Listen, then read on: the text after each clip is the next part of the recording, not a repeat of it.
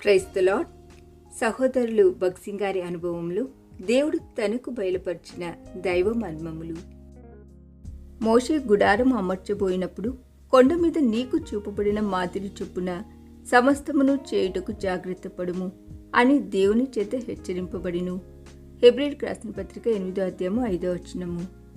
ప్రత్యక్ష గుడారం యొక్క సంపూర్ణ భావమును మనము గ్రహించక మునుపు దాని నిర్మాణమునంతటినీ ఒకసారి గమనించవలెను. నిర్గమకాండములోని 24-25 అధ్యాయములను వచనం వెంబడి వచనము చదవవలెను. అతి పరిశుద్ధ స్థలంలోనున్న మందసమును గూర్చి మొదట మనము చదివేదము. వారు తుమ్మకర్రతో నొక మందసమును చేయవలెను. దాని పొడవు 2 మూరెడున్నర, దాని వెడల్పు మూరెడున్నర, దాని ఎత్తు మూరెడున్నర. నిర్గమకాండము 25వ అధ్యాయము 10-22 వచనములు. తుమ్మకర్రతో చేయబడిన మందసము లోపలను వెలుపలను మేలిమి బంగారం చేత పొదిగించబడిను. ఈ మందసం మీద మేలిమి బంగారంతో చేయబడిన కరుణా పీఠం ఉండును.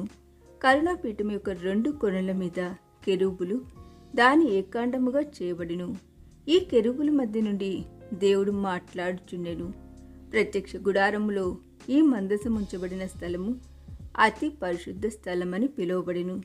దీనికి ఎదురుగా పరిశుద్ధ స్థలమును విశాల స్థలముండెను. దీనిలో దీపవృక్షము, ధూపవేదిక, సముఖపు రొట్టెల నుంచి బల్ల ఉండెను. నిర్గమకాండం 25వ అధ్యాయం 23వ వచనము, 30వ అధ్యాయము 1-6 వచనములు. పరిశుద్ధ స్థలమును అతి పరిశుద్ధ స్థలమును అడ్డుతెర వేరు చేయుచుండెను.